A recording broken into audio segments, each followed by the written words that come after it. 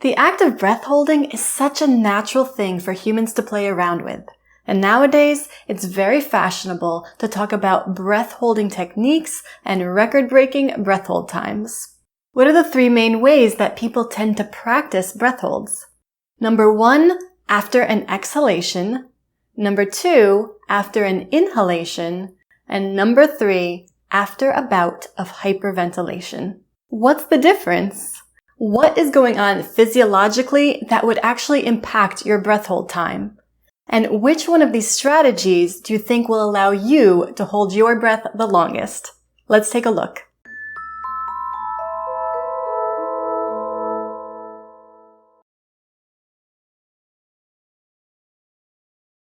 So without any other preparation, I breathe out and I hold my breath. What's happening once I begin my breath hold? Whatever O2 was left in my lungs after my exhalation is starting to diffuse into my bloodstream. Now, at the start of my breath hold, it's very likely that my blood oxygen saturation, or my SpO2, which is simply the percentage of hemoglobin in my red blood cells that are actually carrying oxygen, is somewhere in the range of 95 to 99%. For a normal, healthy adult, the SpO2 is always going to hover around this level. But now, I'm continuing to hold my breath, so no more oxygen is getting in, and even more importantly, no more CO2 is getting out. When I hold my breath after a normal exhale, not a blow it all off kind of exhale, the CO2 in my blood is going to start to elevate relatively quickly. You may recall from other lessons that CO2 is the driver to breathe. So as CO2 starts to increase, the pH of my blood is dropping and becoming more acidic. And the respiratory centers of my brain are getting the message of, okay, CO2 is elevating, time to blow some of it off. But is it actually necessary to breathe right when I get that initial warning signal? Or do I have a little bit more time to experiment?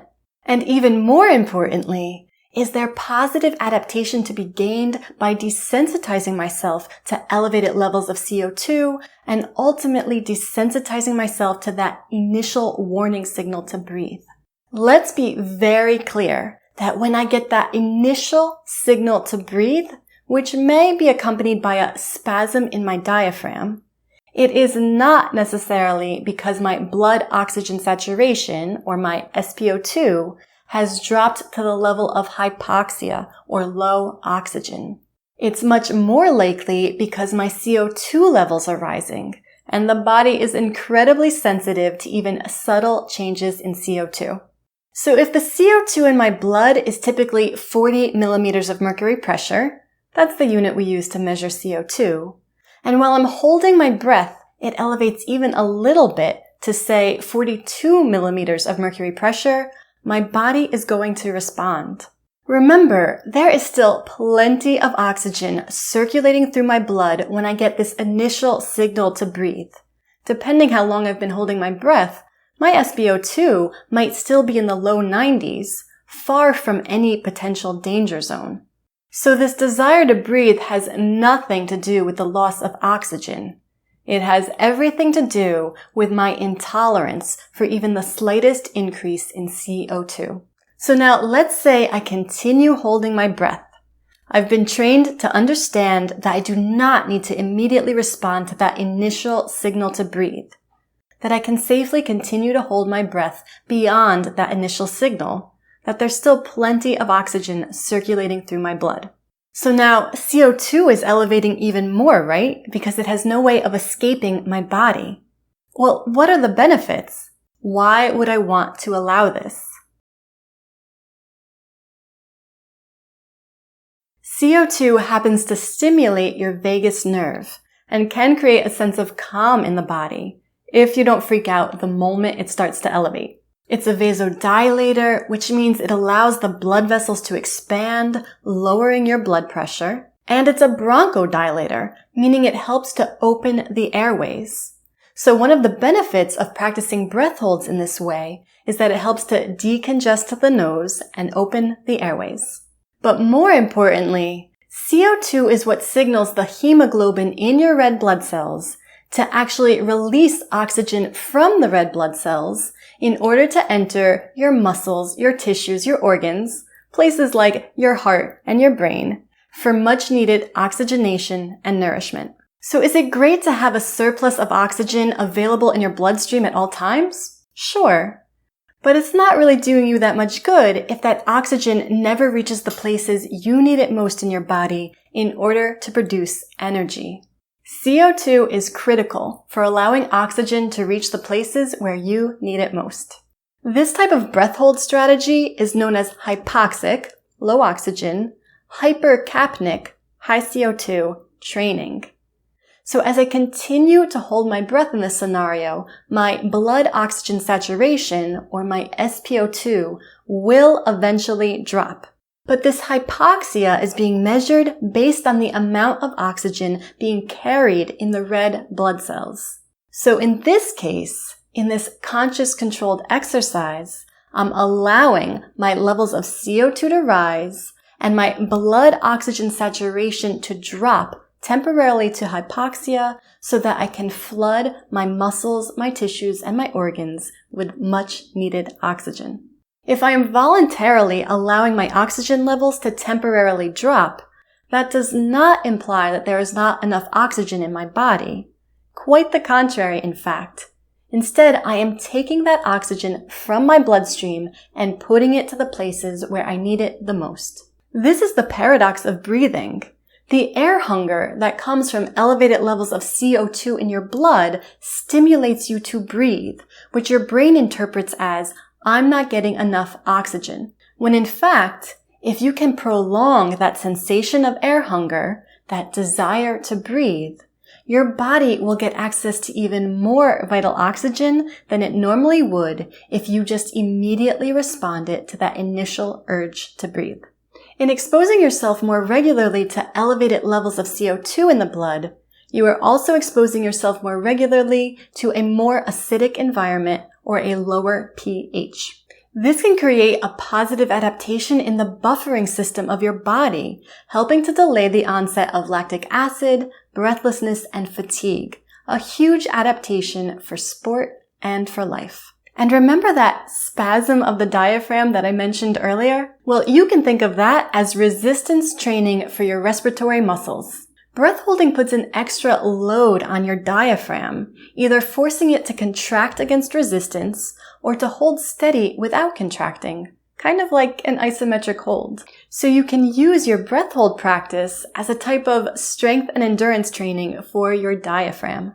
Two other awesome benefits of hypoxic training, meaning allowing your SpO2 to temporarily drop to 91% or less, are, number one, it stimulates your spleen to contract, releasing more red blood cells into your bloodstream and temporarily increasing your oxygen carrying capacity, aka your aerobic capacity. And number two, it stimulates your kidneys to release EPO, or erythropoietin, which sends a signal to your bone marrow to start maturing new red blood cells. This process takes about 3 to 4 days, but if you practice your breath holds regularly, this too can increase your aerobic capacity. In this way, breath holds can be considered to result in similar adaptations as high altitude training. I invite you to try this right now and see how it goes. Although please do not practice long breath holds if you are pregnant or have any type of cardiovascular disorder. Grab a stopwatch or a timer. You're going to take a normal breath in and a normal breath out through your nose. You're going to pinch your nose and hold with your lips closed. And you're going to start your timer. You're going to see how long you can hold your breath after a normal exhale. Let me know how it goes in the comments below. Now, what about a breath hold after an inhalation? And again, not the biggest inhale I can possibly take, just a normal inhale. So without any other preparation, I breathe in, I hold my breath. What's happening once I start this breath hold? Well, I didn't blow off any CO2 before beginning this breath hold. So my starting CO2 level should be slightly higher for this breath hold than it was for the last breath hold we did after an exhalation, where we did blow off some CO2 before beginning the breath hold. But because my lungs are full for this breath hold, it's also going to take a lot longer for my SpO2 to drop, because my body has to use up all the oxygen in my lungs and then extract it from the red blood cells into the tissues before my SpO2 will drop to a level of true hypoxia, meaning 91% or lower. Now, if you can hold your breath for a long time, that differentiation between holding your breath after a normal inhale versus holding your breath after a normal exhale, meaning that slight differentiation between starting CO2 levels, might become irrelevant, because you can hold your breath long enough to still get a significant drop in your SpO2. But if you have a low tolerance for CO2 and are not able to hold your breath very long after that initial onset of air hunger, you may not reach true hypoxia on this one. So what does this mean? This type of breath hold after an inhalation will definitely get you the benefits of hypercapnic or high CO2 training, but depending on your breath hold time, you may or may not get those benefits of hypoxic or low oxygen training.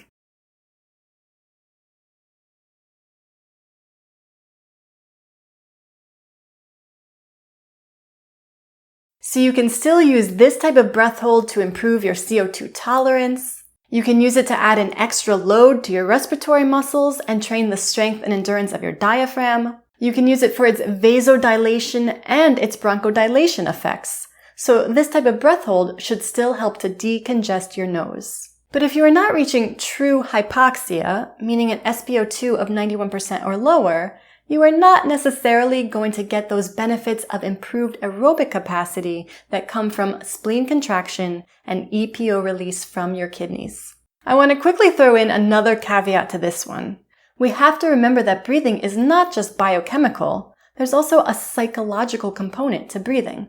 And in my personal experience, and in hearing feedback from others, most of us experience that it is easier to hold our breaths longer on full lungs. I think a big component of this is knowing that that oxygen is right there. It creates a feeling of safety, like you're carrying around your own little private oxygen tank.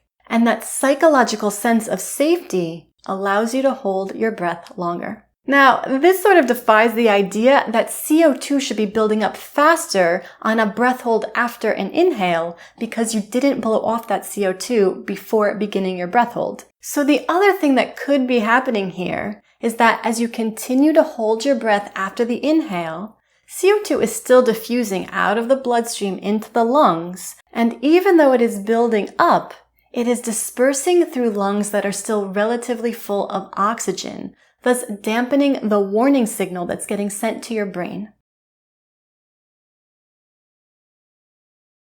If you want to try this one out, I invite you to do so now. Again, please no long breath holds if you are pregnant or have any type of cardiovascular disorder. Grab your stopwatch or timer. You're going to take a normal breath in through your nose. You're going to pinch your nose and hold with your lips closed. Start your timer and see how long you can hold your breath in seconds after a normal inhalation. Let me know how it goes in the comments for this one as well. Were you able to hold your breath longer after the exhalation or after the inhalation? Some breath techniques call for a bout of hyperventilation before the breath hold. And depending on the technique, I've seen the number of hyperventilations vary from 6 big breaths all the way up to 30 big breaths. To be clear, hyperventilation here might be defined as breathing that is faster and or bigger than your typical breathing rate and or typical tidal volume. So during a period of conscious hyperventilation, you are increasing your respiratory rate, meaning the number of breaths you breathe per minute, and you are increasing your tidal volume, meaning the amount of air you breathe per breath. Typically, this results in a very long breath hold. In most cases, a breath hold that is way longer than you would have ever dreamed possible for yourself. 2 minutes, 3 minutes, 4 minutes, or even more. So what is going on here?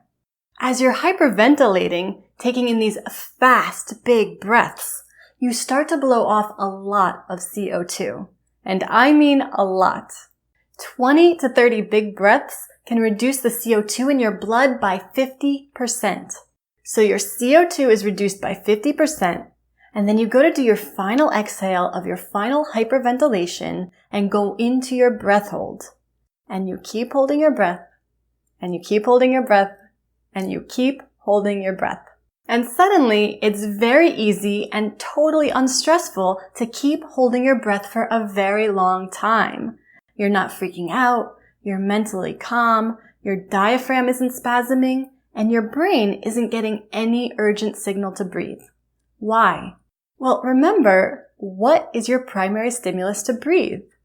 What creates that sensation of air hunger? What sends that urgent signal to your brain that it's time to breathe? CO2, right? So if that CO2 isn't present, if that CO2 is reduced by 50%, you're chillin'. No problems, no stress. During this long breath hold, your SpO2, your blood oxygen saturation, is also going to drop. And it too is going to drop a lot. Because as you're holding your breath for 2, 3, 4 minutes or more, there's no new oxygen coming into your body. And eventually, certain areas of your body are going to start demanding that oxygen and pulling it from your red blood cells, whether there is sufficient CO2 to facilitate that process or not. Furthermore, as you're experiencing that long breath hold, your CO2 never really recovers back to its baseline measurement. So we refer to this type of breath hold training as hypoxic, low oxygen, hypocapnic, low CO2. What sort of adaptations might be achieved through this type of breath training? Well, you're going to lose out on the advantages that come from hypercapnic or high CO2 training. This type of breath hold is not necessarily going to help to improve your CO2 tolerance. In fact, if you already have a very low tolerance for CO2, this type of training might very well make it even worse. It is also shown that because the CO2 is so diminished, this type of training can actually temporarily cause vasoconstriction, limiting blood flow and oxygen flow to critical organs like the brain and the heart. That doesn't mean this technique should never be practiced, as I'm about to talk about some of the positive adaptations, but it definitely does come with some contraindications. You should never practice any type of hyperventilation technique if you are pregnant, if you have any type of cardiovascular disease or disorder, if you suffer from any serious underlying medical conditions, or if you already have chronic hyperventilation, anxiety, or panic. It is also not advised to practice any type of hyperventilation technique before sport or performance, and definitely not right before getting into the water. Okay, so enough with the bad. What's the good? This type of breath hold is definitely hypoxic, so you will get those benefits of spleen contraction and EPO release that I mentioned earlier. In addition, the few papers that we have on this show that this type of breath hold training can help to release epinephrine, adrenaline, and anti-inflammatory cytokines, as well as reducing the number of pro-inflammatory mediators swimming around in your body. It sort of shakes your autonomic nervous system and alters how your innate immune system responds. For this, many people suffering with autoimmune disorders have had marvelous results practicing this type of breath technique with regularity. I'm not going to coach you through a bout of hyperventilation right now, but if you are curious about this type of breath hold, I encourage you to seek it out. This is quite a popular approach these days, and you should easily be able to find someone who can teach you. If you already practice a hyperventilation technique like this, please leave a comment below. I would love to hear how long you can typically hold your breath after a bout of hyperventilation, and also what positive adaptations have you achieved by practicing that type of technique with regularity. So there you have it. That's my analysis of different styles of breath holding. I hope you found this video valuable and informative for your own breath practice. If you have any questions or comments, please leave them below. If you timed your breath holds, please tell me how long you were able to hold your breath for each one and which technique felt the easiest. And if you disagree with something I said, I'd also love to hear that. I'm always happy to start a conversation where we can learn from each other. If you enjoyed this video, please hit the like button and please subscribe to my channel for more great videos like this one. And if you're looking for a free breath training, I have a totally free Breath Basics 6-day challenge up on my website right now. You can find the link to sign up in the video description as well as on the end screen. And lastly, if you find yourself in a position to do so, please consider helping to support my channel by visiting my Buy Me a Coffee page. I've dropped the link for that in the video description as well. Thank you so much for joining me today, and I hope to see you next time.